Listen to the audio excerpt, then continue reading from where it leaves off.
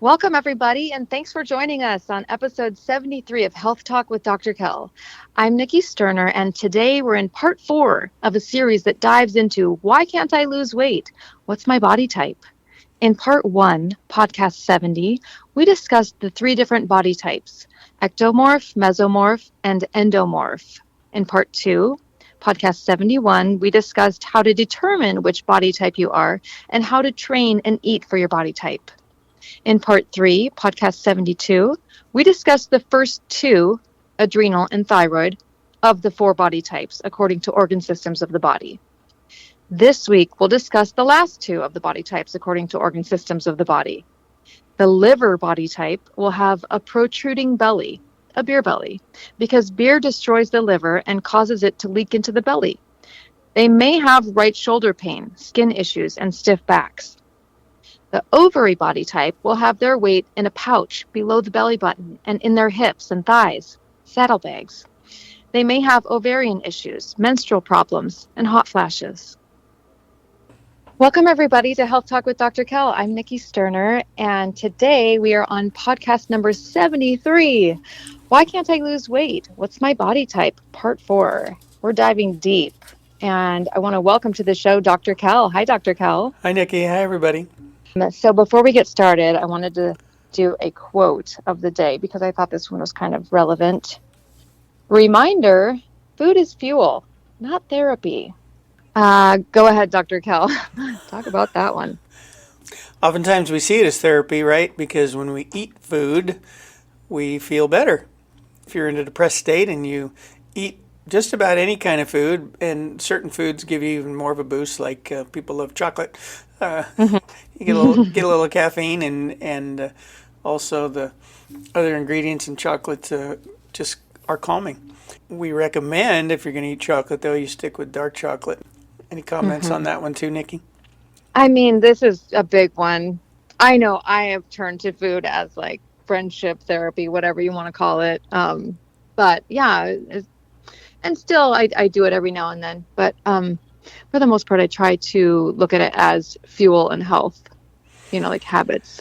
We've talked on the program from time to time about innate intelligence, or the fact that you got a spirit and it's inside your body and it's inspiring to you, or if you want to talk about things from a natural perspective, your body wants food because it wants to continue to exist, and so you need to eat to continue to exist. But in our modern day lifestyles, especially in the Western world, where we live in such an affluent state, you can go get food anytime, almost anywhere. It's not hard to stop at the store or go to the fast food restaurant and just gobble it down but oftentimes, it's not just because you feel hungry, and a lot of people don't eat just because they feel hungry. They just get an urge to eat, and that's part of that emotional draw.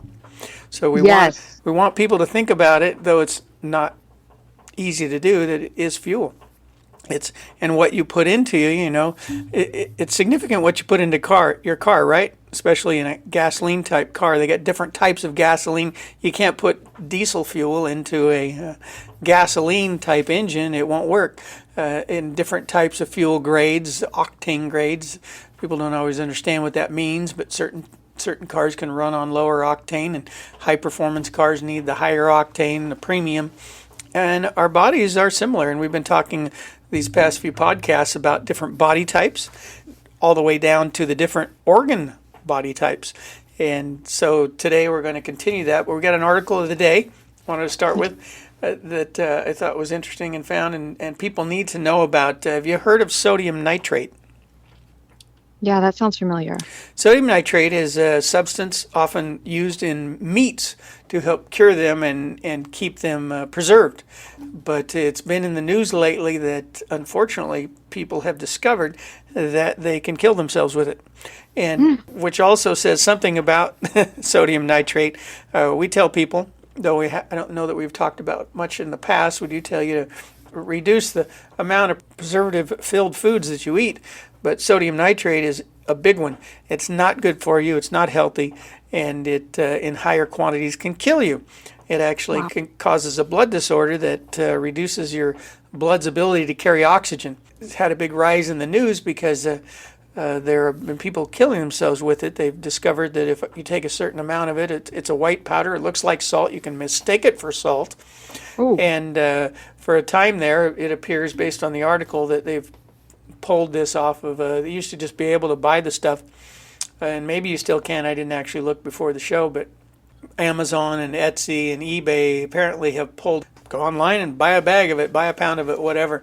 But because of what's going on, they've and because lawsuits have come out by the families who have lost family members due to this, against these companies selling it directly to the public. So now they're trying to pass laws and get things done to where the only ones that can use it are the ones that are processing the foods. But even then, we recommend you stay away from it. Let me just share a couple of things from the article here. Sodium nitrate poisoning was virtually unheard of until very recently. This article is out of Canada, actually. A Calgary-based medical toxicologist in Alberta. Poison and Drug Information Service. Let's see. The trend appears to be driven by online forums detailing how to dose sodium nitrate for suicide. Amazon became a key marketplace for the substance, leading to lawsuits from bereaved families. Sodium nitrate no longer shows up in top search results on the site. Other online marketplaces, including Etsy and eBay, have banned sales of the substance. Sodium nitrate poisoning can be difficult to identify, and deaths can appear natural without further investigation or evidence suggesting suicide. So that's a problem too. Apparently, it's one of those things that you can ingest, and if the doctors don't know what they're looking for, they may think you died of natural causes.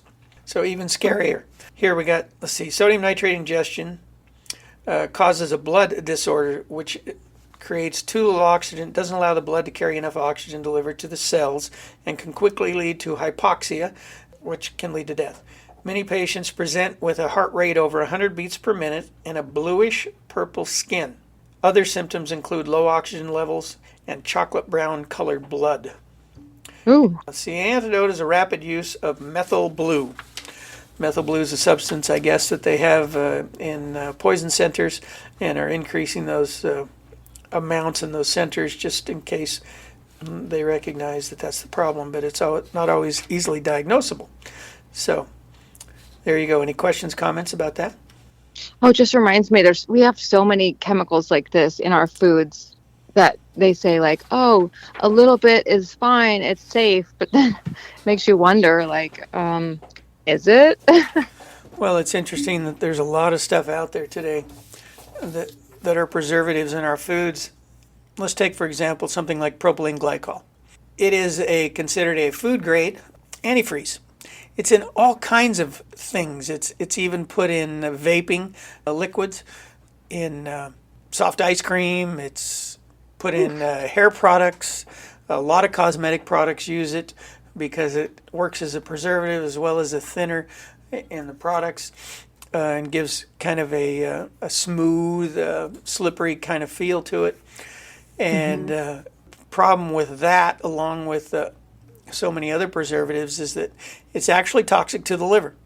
But in small quantities, the liver can process it and doesn't have a serious reaction to it.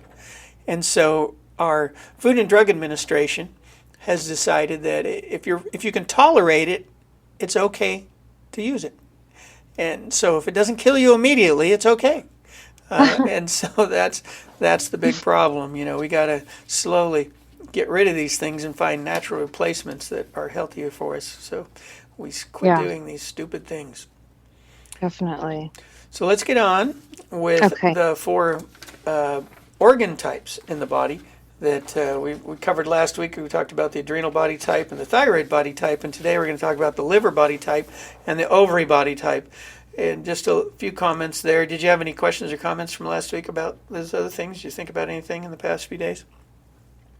Well, I was thinking like the adrenal body type. I feel like I could be either adrenal or thyroid. Have you thought about which one you are? Yeah, no, and they're the most common.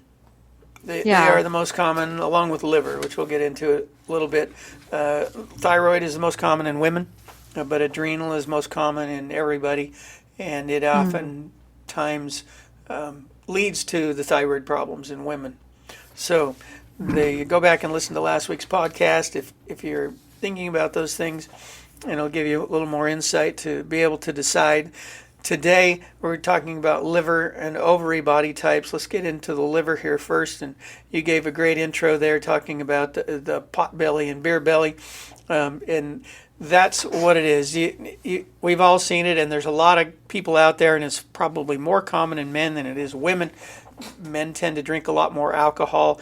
In this article, it talks by Dr. Berg, it talks about how the liver body type is most commonly caused by alcohol, but it's also caused by the excessive amounts of sugar that people eat, because the sugar as well causes that fat to go into be stored onto the front of the belly, but it also is very hard excuse me, on the liver. What's really going on in the liver belly is fluid is backing up in all those areas. You got your outside stomach, your muscle, your fat layer there, and then behind that is your abdominal cavity where the intestines sit and the liver sits, and all your organs are in there, right? But what happens when the liver isn't functioning properly, fluid backs up and it leaks out into the abdominal cavity, and you're actually bloated from inside. If you ever walk up to somebody who has a what you'd call the beer belly, I mean, obviously you can go up and squeeze some layers of fat, but some people, you'll go up and you're like, there's really not that much fat there, but he's just big, or she's big, and you kind of push on it, and it's like, wow, that's on the inside. That's not it's where like the hard. fat normally is. Yeah, and it can be hard, sometimes spongy. But yes, had an uncle who died at 82. He had that belly for sure, and he drank a lot. He every day in the afternoon had to have a few shots. And 4 o'clock. By the time 4 o'clock hit, that was just part of his routine. And so it again, it's not good for you. As that liver, cirrhosis, things like that, signs of that. Other than that, bloated belly, we'll go over those a little bit. Issues that you might have along with the bloated belly. You get grouchy in the morning. You get up an hour before the alarm goes off. You don't feel refreshed. You feel kind of tired, almost exhausted when you wake up. Now there are some other things that can cause that. We always suggest if you tend to have that in the morning, but you wake up with your alarm, but you're very tired when your alarm wakes up, set it for 15 minutes earlier, 15 minutes later. Might be that your sleep cycle needs a little tuning. So let's see, have skin issues like itchy skin, digestive problems, along with the bloating. So very common, the alcohol kills your microbiome. The good microbes in there have a hard time with the alcohol just in your gut. And alcohol in of itself, what do we use alcohol for? An antiseptic. It kills germs, and our gut is full of good germs, and so it messes up your gut. Now the sugars as well, which can contribute to that liver type belly, the processed type sugars, and we've got a podcast coming up on, we're going to talk more about that, but they screws up your microbiome as well at the same time. The bad bacteria in your gut love processed sugar, and the good bacteria does not. Let's see, crave fried foods. So you love to eat the junk food and have it fried. Let's see, these types of people should not be on high protein, low carb diets. I suppose the keto diet might be less effective, but once again, your liver's screwed up. You want to get off the booze, plain and simple. You've got to get off the alcohol. You've got to fix your gut, and you've got to change things up if you want that belly to go away, because it's there because your liver's not functioning well. Dr. Kell? Yeah. Why is it that they shouldn't be on the high protein, low carb diets? Because the liver produces these substances that go into your gallbladder, that then are spill into your intestines in the presence of fat and proteins, and then break down the fats and proteins. Glad you asked that question, because if your liver's not functioning right, it's not producing the right substances that break down your fats and proteins, so then you have difficulty breaking down those fats and proteins. And so then once again, your digestive process is screwed up. A lot of that stuff doesn't get processed right, and it just passes through your system, and you don't get the nutrients out of it. Okay. See, Thank you. Yeah. You can also notice that, and this is due to dysfunctional liver, stiff back in the morning is a common symptom. Yellowish color eyes are in the corners. You can really, someone really bad having real bad liver dysfunction will have yellow eyes. But look in your eyes, look in the mirror. If you see yellowing in the corners of the eyes, that can be the beginning stages of liver failure or liver dysfunction. And also, you have chronic bad breath is a very common symptom. Why is that? It's tied to dysfunction of your digestive system. So the gut, because your liver's dysfunctioning, and it screwed up your gut, and the gut flora in your system from the alcohol and the sugars and all that stuff, it tends to affect sphincter, the valve that closes off the bottom of your esophagus that connects to your stomach. And so that valve can sometimes get stuck open because it's not working very well, and it's not working very well because of all the problems you're having from the dysfunction. Again, that liver's dysfunction is not just from, or the alcohol is not just causing liver dysfunction, it's screwing up all your other organs too. But the major one, and the liver is such a significant organ in your body that if it's not working right, other things aren't working right. And therefore, if that valve gets stuck open, it allows the smells from inside your stomach, and even there's another valve between your stomach and your small intestine that can get stuck open too. So all that smelly stuff, you know how your feces smells. It's coming back the other way and coming out. And that's not good. And it also can be related, bad breath can also be related to things like gingivitis or bacteria in your mouth and in your throat. So we're generally painting a picture here that if you're drinking a lot of alcohol, you're damaging your system so much that you're causing dysfunction all over the place. And so you're causing rises in bacteria in different areas that shouldn't be there. And your mouth and throat can be one of them, and the smells can come from there as well. So the itchy skin, that's kind of like eczema coming out? Yeah, and again, if you have skin issues, liver. Think liver. Skin issues tend to always come from dysfunction of the liver, or the liver not totally working right. And you've mentioned to me in the past, I hope it's okay to mention that every now and then you've had little issues too, right? You were exposed to things like mold, which have issues with the liver and all that. And so they're basically addicted to the alcohol. And oftentimes we think alcoholics are people that, they drink and they can't stop drinking, so they're just a chronic drunk. Not the case, People can be an alcoholic and just, like my uncle. He wasn't a blithering drunk all the time, but he had to have his few shots in the afternoon, and it took the edge off, at least in his brain. And he wasn't like a blithering idiot all the time, though once in a while. Not too much. And sorry, Uncle. I didn't mean to call you a blithering idiot. You're not. In fact, he was a very smart man. He was an engineer. And it had to do with creating all those satellites we have up in space. But worked for Rockwell years ago. But anyway, just slowly causes deterioration of your whole system.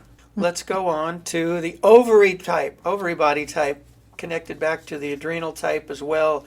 Often adrenal dysfunction leads to ovary dysfunction, or vice versa, and interconnected, because your ovaries are so significant and important in doing what, Nikki? Like hormonal production, right? Hormonal balances, yes. That's why they used to, when they used to do hysterectomy, they pull everything out. You pull your uterus out, your ovaries, everything. Then they recognized that all those women who had their ovaries removed, they were on extreme hormone therapy afterwards, and the hormone therapy is never good in the sense that it's very hard for them to find a good balance.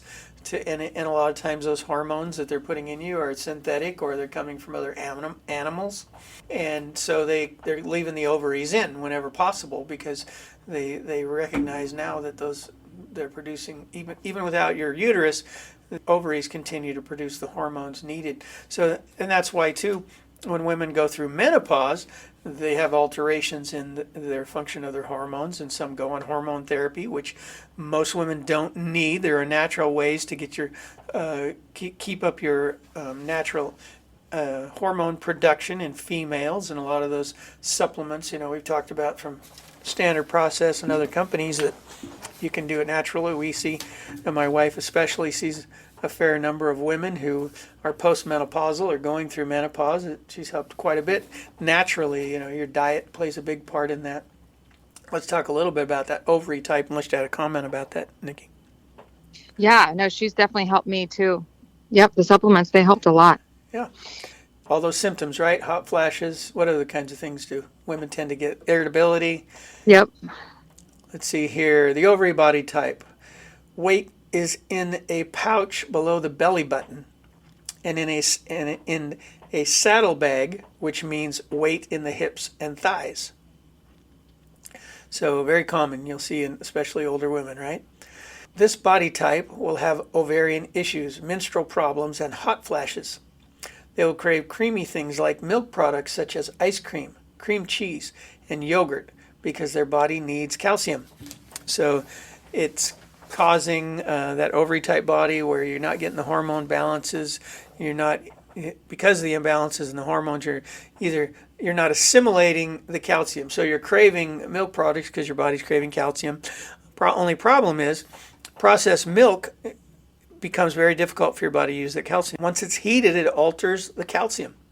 Oh. And the good types of calcium you want is calcium lactate, because that's what the body can convert into the calcium it uses. So it's very important that you get good forms of calcium. Again, Standard Process produces a great form of calcium, calcium lactate. And that's what the body can use and convert into the calcium that's used in your bones. So because it's altered, as it hits the gut, it changes. It's the acid, goes through, and the body alters it, breaks it down, and then the body utilizes it. You've got to be very concerned there, especially with women in older age. And when we discuss the 4 body types, the adrenal body type, the thyroid body type, liver, and ovary, these are typically signs and symptoms that occur as you get older. You can't really look at someone who's, these days kids are living off processed foods. It's more common. But until the body begins to make changes, and it takes time to do that, even if you drink a lot of alcohol in your college years and eat a lot of processed foods, your body type tends to more begin to show up and develop in your 30s, 40s, 50s. So the ectomorph, endomorph, and mesomorph is more you might see in younger people. And still in older people, you can still categorize yourself as that. But these different body types related to organ systems are more, the outward appearance of us is more demonstrated in those 4 different body types based on your organ systems, because your bodies begin to alter over time and you've beginning to show all those signs and symptoms. So, Nikki, do you have any final comments before we end this podcast? I was just thinking, so for the liver body type, you talked about excessive alcohol or sugar. It's like I grew up knowing that alcohol was bad, but yet overindulged in sugar. So it's like, whoops, one or the other. Now I know that they're both, not great. You probably knew that sugar was bad. I just didn't realize how bad it was for you at the time. And the same thing with breast implants and smoking. I feel like they both kind of destroy your health in different ways, but similar ways. And it's like, you're not really told, smoking is bad for you, but breast implants, they're like, oh no, they're basically safe for everyone, most people, but really they're not, So it's funny how, I don't know, I guess common sense has to take over at some point and go what you're putting in your body, whether it's a device or a product or a, preserved food or whatever. You just know what's healthy and what's not. You're right. And part of the problem is we're, as human beings, we naturally want to trust. We want to believe what we're being told. We want to trust our government. We want to trust the politicians and the government agencies that are in charge of helping to keep us safe. And the reality of it is, it's not reality. It's a facade. And they constantly being bombarded by advertisements or money controls everything, and that's the biggest problem there.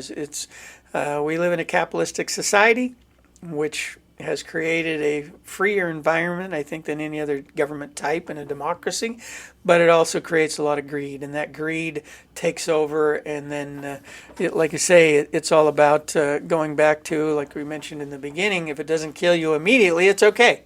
Right. And death is a big business too. We must realize our society today. What's going on? We have problems we're constantly having to solve, and one of them is we're keeping people alive longer, not necessarily alive longer with a good quality of health or good mental state, but we're keeping people alive longer, and keeping people alive longer is big business as well. You ever check in to see what it costs to put someone in a retirement home when they can't think or function physically or think normally? It's big bucks, 5, 6, 10 grand a month. Oh my God. And the cheap ones are probably still, 3,000 plus. So it's not cheap. It's big business, and these companies are making big money. But we'll end this podcast here. Thanks so much for listening, guys. We are enjoying sharing this information with you. Hope you're enjoying it too. Thanks, Dr. Kell, and thanks for listening, everyone. Have a great day. Thanks, Nikki. For questions or comments, please email us at healthtalkwithdrkel@gmail.com. That's DRKELL@gmail.com. You'll find the lowest prices on standard process whole food supplements at holistichealth.standardprocess.com. As always, we recommend you seek nutritional advice from a qualified healthcare professional before starting a supplement program. And for natural and organic health and hygiene products, see our sponsor's website at oceanbaynaturals.com. While we make every effort to broadcast correct information, we are still learning. We will double-check all facts, but realize that medicine is a constantly changing science and art. One doctor may have a different way of doing things from another. We are simply presenting our views on how to live a healthy lifestyle that will be as evidence-based as possible. We welcome any comments, suggestions, or corrections of errors. We take no money from drug or device companies. By listening to this podcast, you agree not to use this podcast as medical advice to treat any medical condition in either yourself or others, including but not limited to patients that you are treating. Consult your own physician for any medical issues that you may be having. This entire disclaimer also applies to any guests or contributors to the podcast. Under no circumstances shall Dr. Kell Fullerton or any guests or any contributors to the podcast or any employees, associates, or affiliates of Dr. Kell Fullerton be responsible for damages arising from use of this podcast. This blog should not be used in any legal capacity whatsoever, including but not limited to establishing standard of care in a legal sense or as a basis of expert witness testimony. No guarantee is given regarding the accuracy of any statements or opinions made on this podcast. Our website, blog, and podcasts are all HIPAA compliant. While you may give your email address to subscribe to the website posts or to post information on the website blog, we will never share your email address or contact information with any third parties without your explicit permission. The contents of Health Talk with Dr. Kell podcast and the show notes are all copyrighted. All blog posts, podcasts, and show notes that are distributed to the public for free can be redistributed via hard copy or electronic copy for free only if Health Talk with Dr. Kell is included as the acknowledged author within the actual media that is being redistributed. The Health Talk with Dr. Kell podcast is a production of the Orange Stack, with executive producers Dr. Kell Fullerton and Eric Hammond and host Nikki Sterling.